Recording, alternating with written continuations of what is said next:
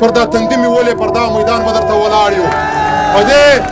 په دې اربو باندې موږ نسي غلي کولی، په دې اربو باندې موږ نسي ټیټولی. موږ اوله ورځ د خپل خدای سره بیا د دې کام سره واده کړې ده چې نه خرڅېږو، نه ټیټېږو، نه ډارېږو. ته به څه یې، ستا ویرول به څه یي، پر دې میدان درته ولاړ یو. په خیبر کې م راغلې، خپل زور دې وکتی، موږ شهیدان درکړل، سرونه مو وشندل، خو میدان مو درسه ونیوی. جرګه مې وکړله، توپک له تا سره و، بختربند ګاډیانې له تا سره وې، له تا سره هر استه در سره وه، منډې هم تا ولې، پر میدان دا ځل مې درته ولاړ ول. نو ورله چې په 2 میاشتې کې به د پښتونخوا وطنه سه دا ترهګر پوج او دا ترهګر وسلوال تنظیمونه وځي، زموږ وطن به خلاصوي، او که نه خلاصوي بیا به راوځو په شنه زور به خلاصوو. چې دلته په کامي توربرګلوۍ کې یو بل سره وژنو، د 5 فوټه مځکو دپاره یو بل سره وژنو، خپلې ورېندارګانې کونډوو، بیا راستې پر کامي ننګ باندې سرونه کښېږدو، د کام دپاره د شهیدان سو. که پر علي وزیر باندې د منشیاتو FIR وکړي چې دی منشیات پروشه دی، که واقعي دلته تاسو د منشیات خلاف تاسو غږ پورته کوئ یا دا دلته یو غلط کار دی، نو بیا په کار دا دی چې اول دا پرچې د پاکستان پر جرنیلانو وسي. د پاکستان جرنیلان د منشیاتو کاروبار کوي. د نن دغه پاڅون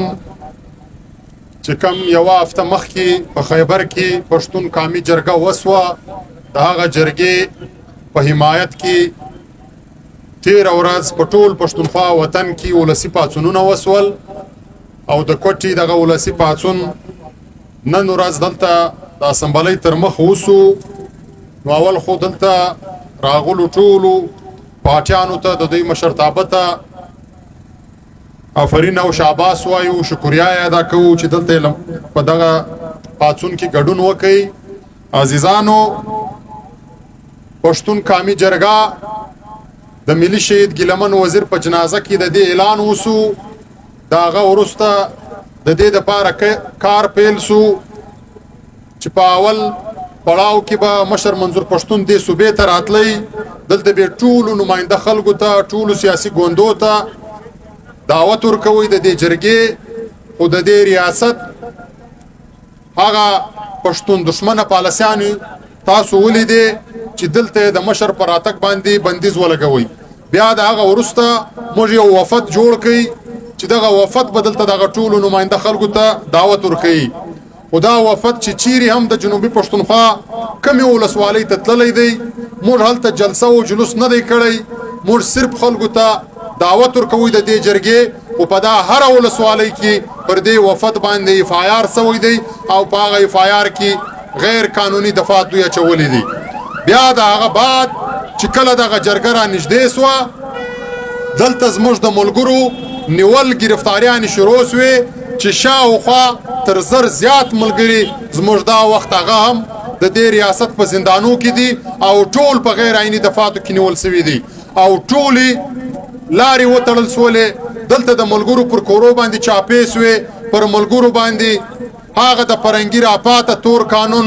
3 MPO 16 MPO شیډول 4 دغه دفعات مسلطه کړل. خو دا هر څه روان ول، بیا هم زموږ د دې ملګرو حوصلې اوچتې وې. موږ اوله ورځ فیصله کړې وه چې هر اسمان را نړی موږ به خامخا د پښتنو قامي جرګه کوو. خو بیا چې په دې هم عزیزانو زړه نسو یخ، بیا هلته د خیبر په میدان کې چې زموږ ملګرو د میلمنو دپاره کم انتظامات کول، هلته مختلفه کمیټیانې جوړې کړې وې. 4 حملې هلته د جرګې پر ځای زموږ پر ملګرو باندې وسوې، چې هلته ټولې خیمې وسوځې، ټول د انتظامات سامان یې وسوځل، انسو ګیس استعمال کوي، شیلینګ یې زموږ پر ملګرو وکوي، لاټي چارج یې وکوي. خو د دې هر څه باوجود 4 معامله یې مخامخ ډزې وکړې چې زموږ ملګري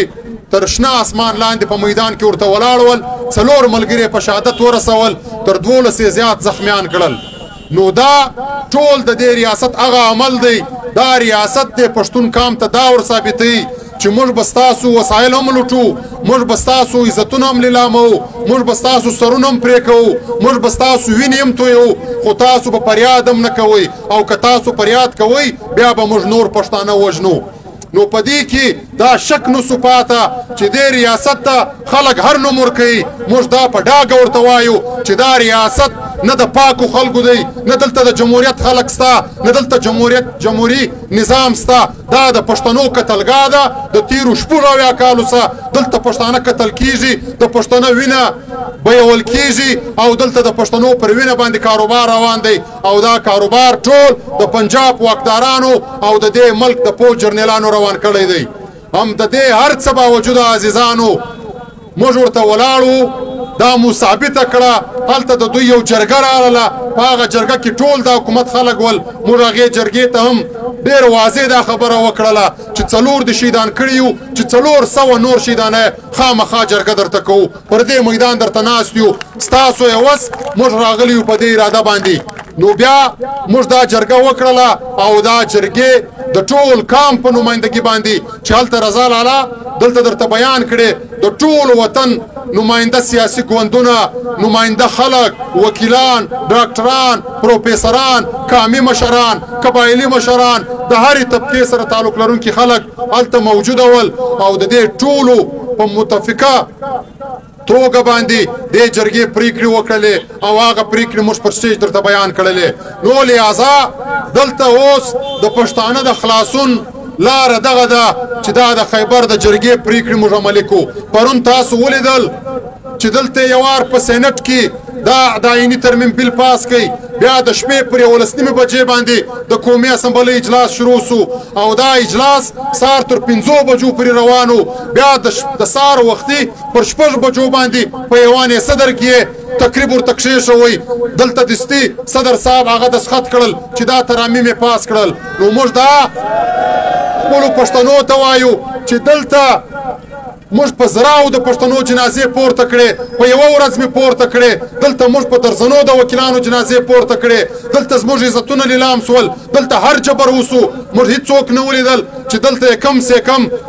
خبره هم کړې په دا پارلمان کې. لیکن چې د دوی د مفاداتو وار راسي، ټوله شپه دا ټول MPs دا ټول مینیز ویشول، نه چاته خوب ورتلی، نه بیا څوک ناجوړه و، نه د چا بله مسله وله. ولې د بادارانو حکم ولو، ټول د بادار د حکم ماتحې ته ناست ول او دا بیل پاس کوي. نو موږ خپل کام ته وایو چې د دې بلانو سره زموږ هېڅ لینا دینا نسته، په دې کې زموږ هېڅ مفادات نسته. دا بلان چې نول پاسوي هم موږ قتل کېدلو، چې دا بلان پاسي هم بس میرونه بهیږي. او دلته که جمهوري نظام و هم موږ جنازې پورته کړي دي، که دلته د امریت نظام و هم موږ جنازې پورته کړي دي، دلته که د دې ملک آئین نه و هم موږ په بابړه کې 6,500 جنازې پورته کړي، او که بیا دا آئین جوړ سوی دی هم موږ دلته د خپلو قامي شهیدانو جنازې پورته کړي دي. نو لہذا د دې آئین سره، د دوی د دې بلانو سره، د دې جمهوریت او د امریت سره د پښتنو هیڅ تعلق نسته. د پښتنو خلاصون په خیبر قامي جرګه کې دی چې هغې ډېر واضح اوله پرېکړه دا وکړله چې په 2 میاشتې کې به د پښتونخوا وطن څخه دا ترهګر پوځ او دا ترهګر وسلوال تنظیمونه وځي، زموږ وطن به خلاصوي. او که نه خلاصوي بیا به راوځو په شنه زور به په خلاصوو. چې دلته په قامي تربورګلوۍ کې یو بل سره وژنو، د 5 فوټه مځکو دپاره یو بل سره وژنو، خپلې ورېندارګانې کونډوو، بیا راستې پر قامي ننګ باندې سرونه کښېږدو، د کام دپاره د شهیدان سو. که چیرې دا ترهګر پوجان نه وځي بیا به ورته راوځو، داسې پاڅونونه به کوو، لویې لارې به ورته تړو. دا به خامخا په منو، دا زموږ عیني فیصله ده او دا د ټول پښتون ولس فیصله ده. دا به عزیزانو خامخا په منو. بله خبره چې دلته پر سیاسي کارکنانو باندې یا چې څوک د کام خبره کوي پر هغه باندې هغه د فرنګي د وخت تور د پاتور سره دی، بس د دې ځای په ټلیفون باندې ساین وکړي چې دا دفعه وروره موږ دا ورته وایو چې نه د چا د ویرې راوتلی یو، نه یو چا لالچ راکړی دی، نه د یو چا په یاري و دوستي کې راوتلی یو، نه د چا خاطر را سره دی. د دې خاورې دپاره او د دې خاورې دپاره چې کوم شهیدان سوي دي او د دا خپل ولس دپاره په ننګ افغاني باندې په شعوري توګه دې قامي مبارزې ته راوتلی یو. شیډول 4 لګی، 3 MPO لګی، 16 MPO لګی، پر دا تندي مې ولې پر دا میدان به درته ولاړ یو. په دې اربو باندې موږ نسي غلي کولی، په دې اربو باندې موږ نسي ټیټولی. موږ اوله ورځ د خپل خدای سره بیا د دې کام سره واده کړې ده چې نه خرڅېږو، نه ټیټېږو، نه ډارېږو. ته به څه یې، ستا ویرول به څه یي، پر دې میدان درته ولاړ یو. په خیبر کې هم راغلې، خپل زور دی وکتی موږ شهیدان درکړل سرونه مو وشندل خو میدان مو درسه ونیوی جرګه مې وکړله ټوپک له تا سره و بختربند ګاډیانې له تا سره وې له تا سره هر استه در سره وه منډې هم تاولې پر میدان دا زلمي درته ولاړ ول نو البته وار به نه خطا کوو دا د دوی آخري سلګۍ دي دا د دوی آخري عربي دي اخلاقي طور دوی شکست خوړلی دی جمهوري طور دوی شکست خوړلی دی آئیني طور یې شکست خوړلی دی په هر پلیټفارم باندې دوی شکست خوړلی دی دا یې هغه آخري سلګۍ دي چې زور استعمالوي جبر به کوي دلته به سیاسي ګرفتاریانې کوي دلته به خلک په شهادت رسوي د دې څه موږ نه ویرېږو دا خاوره ډېره مقدسه ده دا ولس ډېر مقدس دی د دې دپاره که زموږ سرونه ځي اول موږ په اول صف کې ورته ولاړ یو را دې سي زموږ سرونه دې پرې کړي خو دا خاوره دې ایله کړي دا ولس دې نور پرم نه پرېږدي او آخري دا خبره کوم چې د تیرو درو میاشتو سه علي وزیر د 3 MPO په مختلفو مقدماتو کې نیولی دی او بیا تر هغه هم د افسوس خبره دا ده چې کله په اسلام آباد کې علي وزیر گرفتاره سو نو پر علي وزیر باندې د منشیاتو FIR وکړي چې دی منشیات پروشه دی نو موږ دا خبره ډېر په ویاړ باندې ورته کوو ډېر په چیلنج باندې ورته کوو که واقعي دلته تاسو د منشیات خلاف تاسو غږ پورته کوئ یا دا دلته یو غلط کار دی نو بیا په کار دا دی چې اول دا پرچې د پاکستان پر جرنیلانو وسي د پاکستان جرنیلان د منشیاتو کاروبار کوي د دوی جرنیلان په منشیاتو کې ملوثه دي دلته په دې صوبه کې چې څوک هم ډرګ مافیا دی څوک هم لینډ مافیا دی څوک دلته منشیات فروشه دی څوک د مځکو قبضهګر دی د چا سره د تورو چشو موټرانو سره دی د دې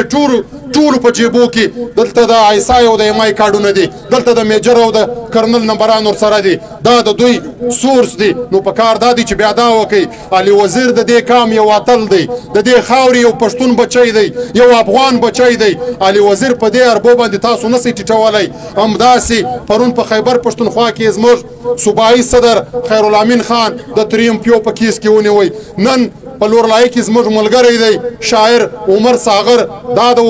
بېوردۍ والا کسانو ونیوی او زموږ د لورلایي د PTM دفتر ته اپسي والا ورغلي دي چاپه یې ولې ده دا کم شرمناک عملونه دي چې دا تاسو یې کوئ وروره موږ نه ویرېږو که موږ په کار یو ټلیفون راته وکړئ چرچ نو غواړی موږ درځو موږ هیڅ غلط کار نه دی کړی موږ د دې وطن مبارزه کوو البته په دې اربو باندې ته موږ نسئ ټیټولی نو زه په آخر کې هغه ټول سیاسي ګوندونه هغه ټول سیاسي مشران بالخصوص عوامي نیشنل پارټۍ پښتونخوا نیشنل عوامي پارټۍ جمعیت علما اسلام PTI پاکستان تحریک انصاف چې دا ټول تر مشر او تر کشره پورې د بنو په جرګه کې هلته حاضر ول حاضري یې لګولې وه د تنظیم لخوا د تحریک لخوا د ځان دخوا د ملګرو دخوا د دوی یو جان مننه کوو چې له موږ سره په دې قامي ننګ کې ملا وتړله او نن په دې مظاهره کې په دا پاڅون کې چې څومره هم سیاسي کارکنان سیاسي نمایندګان راغلي دي د دوی مننه کوو او دا جدوجہد به روان وي زموږ خلاصون د خیبر قامي په جرګه خیبر قامي جرګې په پریکړو کې دی د دې د عملي کولو دپاره به یو وخت هم سستي نه کوو هر وخت به داسې پر میدان باندې ولاړو ډېره مننه خوشحاله اوسئ